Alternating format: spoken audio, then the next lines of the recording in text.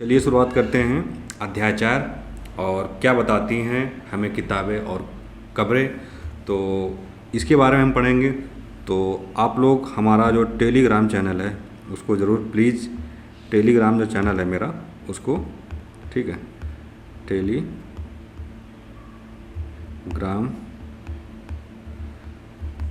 Channel, ठीक है, इसको ज़रूर आप सब्सक्राइब करिए, ठीक है। टेलीग्राम चैनल जो वो एग्ज़ाम नॉलेज, ठीक है, एग्ज़ाम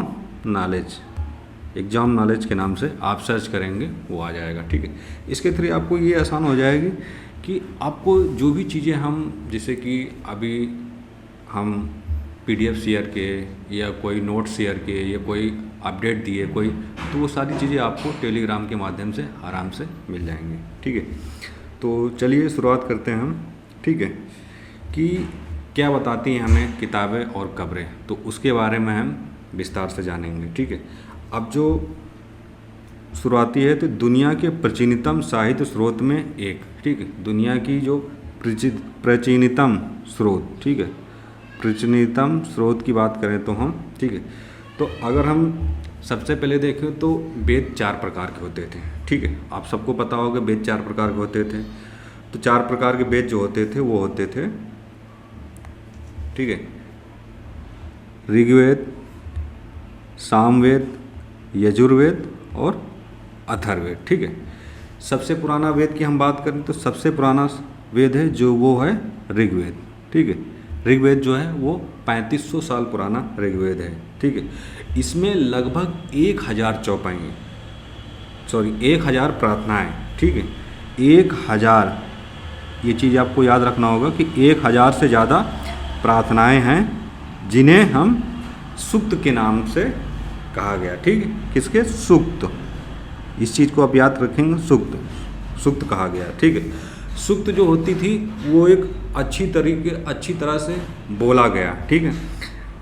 जैसे कि इसमें कोई चीज़ें होती थी, सूक्त पंक्तियाँ प्रार्थना होती थी, तो उनको जब पढ़ते थे तो वो सूक्त के बारे में वो चीज़ें रहती थी कि हम किस तरीके से बोलते हैं। तो सूक्त जो होता था, सूक्त शब्द, वो एक अच्छी तरीके से जो उसमें प्रार्थनाएं जो वेद पुराणों में लिखा होता था वो चीज़ें होती थी, ठीक है। अब हम बात करें जैसे कि 3 जो होते थे देवता, ठीक है। अभी हम मिलते हैं जैसे कि 3 महत्वपूर्ण देवता होते थे, 3 महत्वपूर्ण, जैसे कि अग्नि, इंद्र, सोम, ठीक है। अग्नि जो होता था वो आग का देवता होता था। इंद्र युद्ध का होता था, ठीक है। और सोम क्या है, ठीक है। आप जैसे कि सब लोग को पता होगा कि अग्नि का नाम लेंगे तो आग ऑटोमेटिक आ जाएगा। हाँ चलो, अग्नि जो होता आग का देवता था। इंद्र युद्ध का भी देवता होता था। इंद्र बारिश भी कराता है, ठीक है। इंद्र देवता, जैसे कि कहते हैं लोग बारिश नहीं हो रही, सूखा पड़ गया है, तो लगता है इंद्र भगवान नाराज हो गए हैं, ठीक है। तो वो इंद्र युद्ध के भी देवता है और वो बारिश भी कराते थे, ठीक है। अब बात करते हैं हम सोम, ठीक है। सोम, एक मिनट, ठीक है, सोम की बात करते हैं। तो ये जो सोम है, ये सोम एक पौधा है, ठीक है। सोम एक पौधा है, एक खास, ठीक है, ये एक पौधा है जिसमें एक पेय पदार्थ पाया जाता था, ठीक है। क्या पाया जाता था? पेय पदार्थ पाया जाता था सोम में, ठीक है। तो हम याद रखेंगे सोम एक पौधा था जिसमें एक पेय पदार्थ पाया जाता था, ठीक है। अब हम आगे बढ़ते हैं कि वैदिक प्रार्थनाओं की रचना ऋषियों ने की थी। आप सबको पता होगा कि ऋषि मुनियों लोगों ने काफ़ी चीज़ें, मतलब देखा जाए तो काफ़ी ग्रंथ स्रोत हैं जो उन्होंने खोजा भी और उन्होंने अध्ययन भी किया और बहुत पुरानी बुकें भी हैं, ठीक है। तो हम बात करते हैं वैदिक प्रार्थनाओं, ठीक है। क्या करेंगे? वैदिक प्रार्थना, ठीक है। वैदिक प्रार्थनाएं कहाँ? ये वैदिक प्रार्थनाएं, ठीक है। वैदिक प्रार्थनाओं की रचना ऋषियों ने की थी, ठीक है। वैदिक प्रार्थनाओं की रचना ऋषियों ने की थी।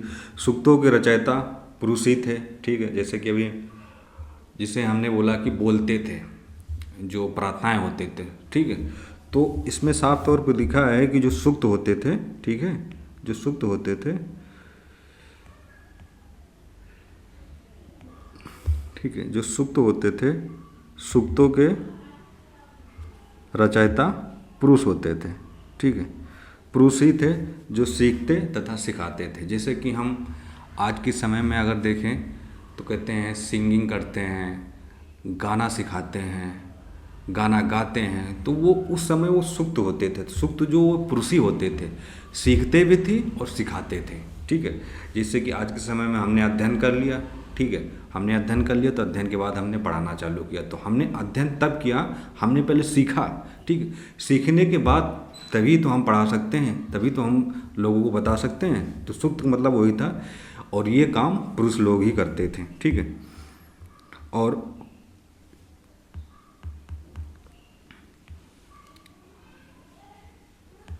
ये काम पुरुष लोग ही करते थे, ठीक है।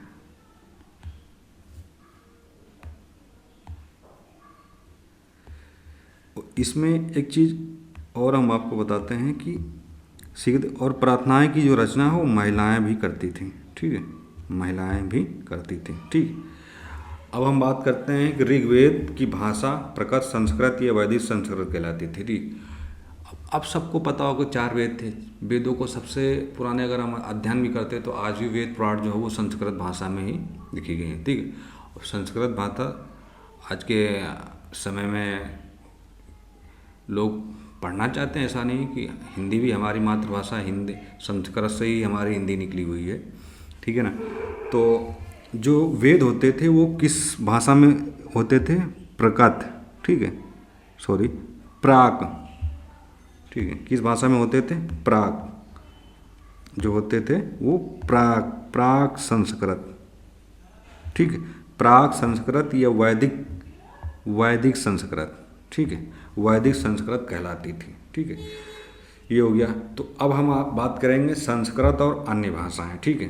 अब जैसे कि संस्कृत भाषा यूरोपीय भाषा थी, ठीक है, संस्कृत भाषा जो थी वो यूरोपीय भाषा थी। भारत यूरोपीय भाषा परिवार का एक हिस्सा था, ठीक है। भारत जो था वो यूरोपीय परिवार का भाषा परिवार का एक हिस्सा था, ठीक है। भारत की कई शाखाएं, ठीक है, भारत की कई शाखाएं जैसे कि असमिया, ठीक है, गुजराती, हिंदी, ठीक है, कश्मीरी और सिंधी, ठीक है।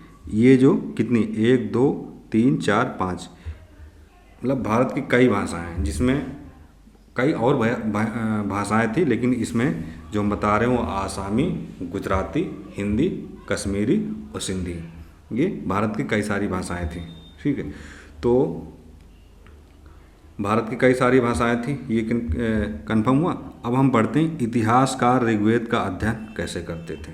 सब ये क्वेश्चन जरा हम ध्यान से पढ़ेंगे कि इतिहासकार के जो लोग होते थे वो जो वेद पुराण होता था उसका अध्ययन कैसे करते थे, ठीक है, ऋग्वेद का कैसे अध्ययन करते थे, ठीक है। इतिहासकार तत्ववेताओं की तरह ही अतीत के बारे में जानकारी इकट्ठा करते थे।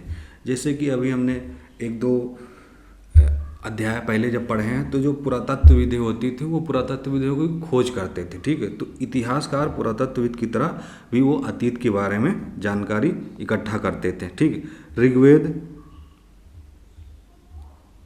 ऋग्वेद कुछ सुक्त वार्तालाप के रूप में होती थी, ठीक है, सुक्त वार्तालाप के रूप में है। सुक्त मतलब जो बोली भाषा के तौर पे लोग एक बोलते रहते थे, ठीक है।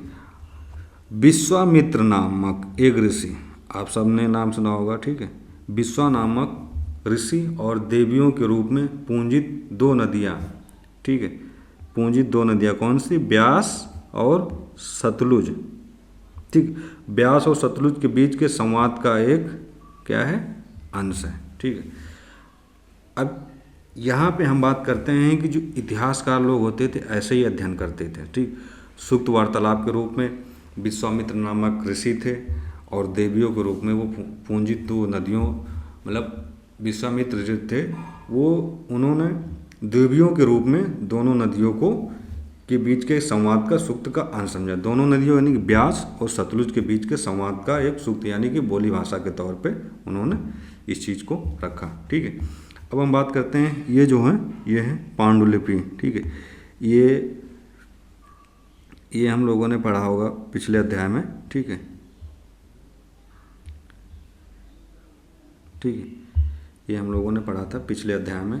जो बुर्ज की जो छाल होती थी उस पर हम क्या करते थे, हस्तलिपि पांडुलिपियाँ लिखते थे। ठीक, ऋग्वेद की पांडुलिपि का एक पन्ना, ठीक है, ये क्या है, ऋग्वेद की पांडुलिपि का एक पन्ना है। ठीक है, ठीक है, ये यहाँ पे देखो लिखा हुआ बुर्ज की छाल। ठीक है, बुर्ज की छाल की ये पांडुलिपि है जो कश्मीर में पाए गए थे लगभग 150 वर्ष पहले। ऋग्वेद को सबसे पहली बार छापने के लिए इसका उपयोग किया गया था। इसी पांडुलिपि को देखकर अंग्रेजी अनुवाद तैयार हुआ। यह पांडुलिपि कहाँ पे है, यह पांडुलिपि महाराष्ट्र के एक पुस्तकालय में रखी हुई है। ठीक है, यानी कि जो भुर्ज वृक्ष की जो छाल होती थी उस पे हस्तलिपि पांडुलिपियाँ तैयार की जाती थी। और ये जो पांडुलिपि ये कश्मीर में पाए गए थे। ठीक है, कहाँ पाए गए थे, कश्मीर में। ठीक है, कश्मीर में पाए गए थे। ठीक है, अब हम बात करते हैं विश्वामित्र और नदियाँ। जैसे कि अभी हम इससे पहले पढ़ रहे थे, विश्वामित्र नामक एक ऋषि थे जिन्होंने 2 देवियों के रूप में 2 नदियों के बीच का संवाद किया था, वो ब्यास और सतलुज। ठीक है, अब विश्वामित्र कहते हैं, हे नदियों, अपने बछड़ों को चाटती हो 2 दमकती गायों की तरह 2 फुर्तीली घोड़ों की चाल से पहाड़ों से नीचे। ठीक है, विश्वामित्र कह रहे हैं कि जैसे कि नदियाँ जो होती हैं और बछड़ों की तरह को चाटती हुई और दमकती गायों की तरह 2 फुर्तीले घोड़ों की चाल से पहाड़ों से नीचे आओ। इंद्र द्वारा दी हुई शक्ति से स्फूर्ति तुम रथों की गति से सागर की ओर बह रही हो। तुम जल से भरपूर हो और एक दूसरे से मिल जाना चाहती हो। मतलब विश्वामित्र कह रहे हैं कि तुम पहाड़ों से नीचे आओ और इतनी ताकत से, इतना स्फूर्ति की तरह आओ कि तुम रथ की जो गति होती है ना, रथ की गति, जिससे जब घोड़ा भागता है रथ के साथ में, रथ को लेके, तो जो रथ की गति की तरह तुम सागर की ओर बहो। ठीक है, रथ की गति की ओर सागर की ओर बहो और तुम जल से भरपूर हो, एक दूसरे से मिल जाना। ठीक है, वो विश्वामित्र जी कह रहे हैं सागर की तरह बहो तुम, जैसे रथ भागता है वैसे तुम रहो और सागर की तरह, उसके बाद तुम आके लोगों के बीच में मिल जाना। ठीक है, तो विश्वामित्र जी ये कह रहे हैं। अब यहाँ पे कह रहे हैं, अब नदियाँ कह रहे हैं, हाँ तुम्हारी प्रार्थना सुनेंगे जिससे तुम सब सुरक्षित उस पार जा सको। ठीक है, ये उनका कहना है। ठीक, फिर यहाँ ऋग्वेद की प्रार्थनाओं में अन्य दूसरी नदियाँ, खासकर सरस्वती, ठीक है, खासकर सरस्वती, सिंधु और उसकी सहायक नदियों का भी जिक्र गंगा और यमुना के उल्लेख में किया गया है। ठीक है, अब हम बात करते हैं मावेशी, घोड़े और रथ। ठीक है, मावेशी, घोड़े और रथ। ऋग्वेद में मवेशियों, बच्चों, खासकर पुत्रों और घोड़ों की प्राप्ति के लिए अनेक प्रार्थनाएं हैं जो घोड़ों की लड़ाई में रथ खींचने के काम आता है। ठीक है, यानी कि जो ऋग्वेद की जो मवेशी होती थी वो बच्चों, खासकर पुत्रों की तरह, ठीक है, पुत्रों की तरह घोड़ों की प्राप्ति के लिए करते थे। अनेक प्रार्थनाएं हैं जो घोड़ों की लड़ाई में रथ खींचने का काम आता था। ठीक है, अब हम बात करते हैं यज्ञ की आग में आहुतियाँ दी जाती थी। ये आहुतियाँ देवी देवताओं की दी जाती थी। कभी कभी घी, अनाज की भी आहुतियाँ दी जाती थी। कभी कदार क्या, देवी, ठीक है, देवी और देवी देवताओं की, कभी कभी घी, अनाज की। ठीक है, कभी कभी देवी देवताओं की घी, अनाज की भी आहुतियाँ दी जाती थी। जैसे कि क्वेश्चन आ गया, आहुतियाँ किसकी, ऑप्शन होता है देवी देवताओं की भी दी जाती, घी, अनाज की भी आहुतियाँ दी जाती थी। ठीक, अब हम बात करते हैं लोगों की विशेषता। ठीक है, लोगों की क्या विशेषता थी। जनता या पूरे समुदाय के लिए 2 शब्दों का प्रयोग होता था। लोगों की विशेषता, जैसे कि आजकल सोसाइटी में क्या होता है, क्या उनकी बोलचाल की भाषा, क्या उनकी विशेषता, वो सारी चीज़ें डिस्कस होती थी। ठीक है, अब हम बात करते हैं लोगों की विशेषता। एक था जन, जिसका प्रयोग हिंदी व अन्य भाषाओं में आज भी होता है। जन, क्या कर रहा है? जन। इसमें जो शब्द का उपयोग हुआ वो है जन। जन, वो जन शब्द का आज भी प्रयोग है हमारी सोसाइटी में, हमारे लोगों के बीच में आज भी जन शब्द का प्रयोग बराबर चला रहा था। एक शब्द था जिसका प्रयोग आज भी होता है, वो है जन। ठीक है। अब हम बात करते हैं विष, जिससे वैश्य शब्द निकला है। कौन सा? विष। ठीक है, विष। विष जिससे वैश्य शब्द निकला है। ऋग्वेद में विष, ठीक है, ऋग्वेद में विष और जनों के नाम मिलते हैं। ये चीज इंपॉर्टेंट है। ठीक है, ऋग्वेद में विष और जनों के नाम मिलते हैं, इसलिए हमें पूरे जन या विष भारत जन, ठीक है, ये यहाँ पे आ गया, विश्व भारत जन का या विश्व यदु जन या विश्व जैसे कई उल्लेख मिलते हैं ऋग्वेद में। ठीक है, ऐसे कई शब्द हैं जो इसमें दे रखे हैं, वो ऋग्वेद में मिलते हैं। ठीक है, अब हम बात करते हैं, ये लोग खुद को आर्य कहते थे।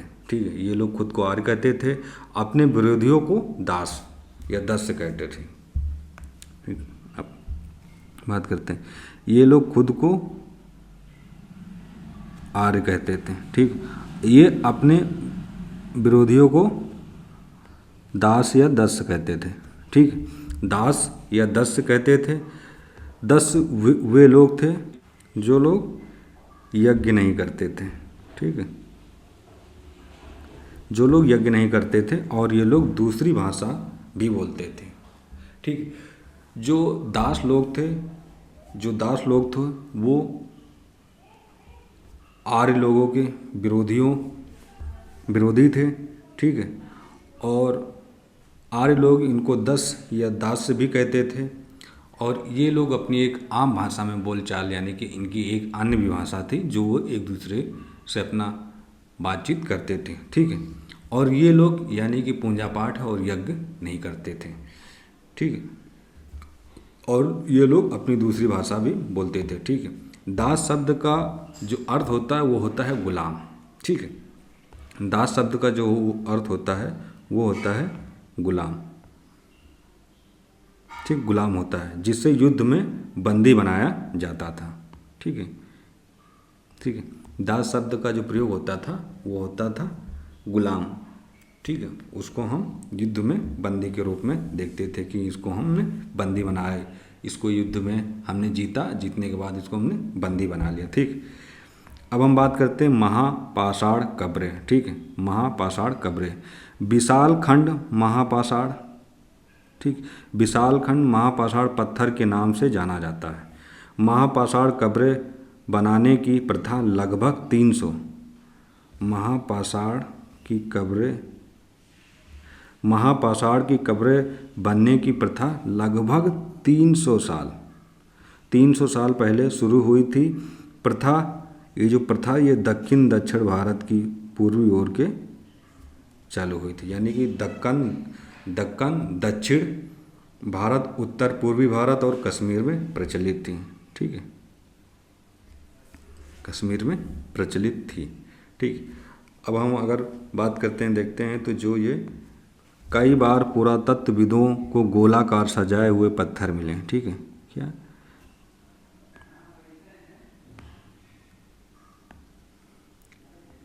कई बार पुरातत्व गोलाकार सजाए हुए पत्थर मिले, कई बार अकेला खड़ा हुआ पत्थर मिला है।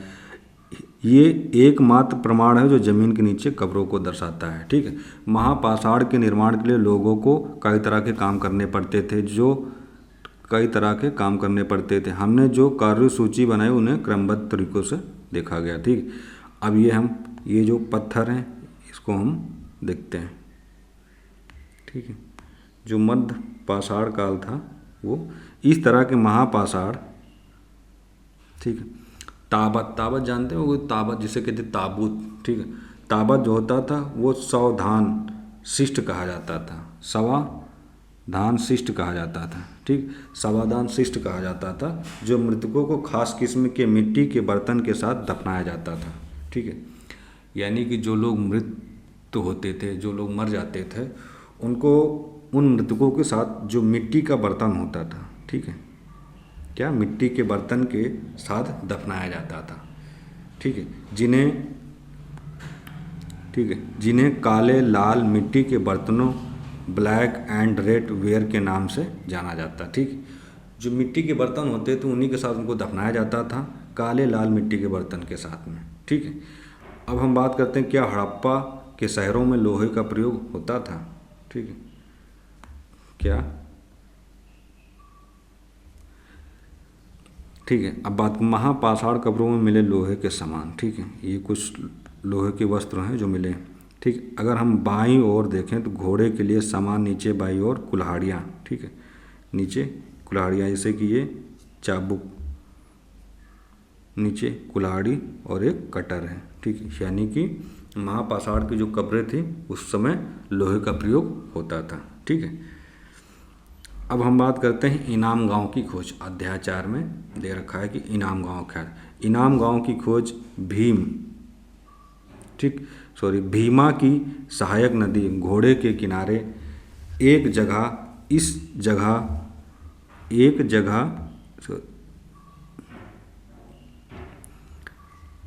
भीम की सहायक नदी घोड़े के किनारे एक जगह, इस जगह पर लोग 3600 साल पहले रहा करते थे। यानी कि जो इनाम गांव था यहाँ पे लोग 3600 साल पहले रहा करते थे। ठीक है, इनाम गांव में पुरातत्वविदों, ठीक है, इनाम गांव में पुरातत्वविदों को गेहूँ, जौ, चावल, दाल, बाजरा, मटर, तिल के बीज मिले। ठीक है, यानी कि जो इनाम गांव के लोग रहते थे वो कृषि का कार्य करते थे।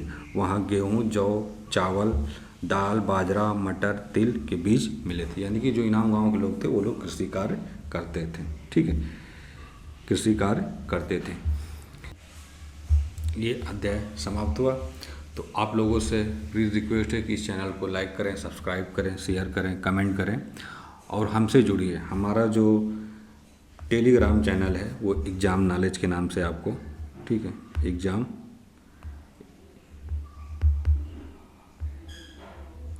नॉलेज, ठीक है, एग्ज़ाम नॉलेज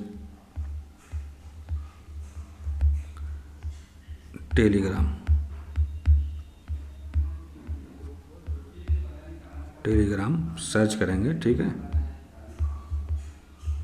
सर्च करेंगे, वहाँ मिल जाएगा, आप लोग जोड़ सकते हैं। इसकी जो PDF होगी वो हम टेलीग्राम पे डाल देंगे। ठीक है, तो ठीक है, बहुत बहुत धन्यवाद आप सभी का। मिलते हैं फिर एक नेक्स्ट अध्याय के साथ में।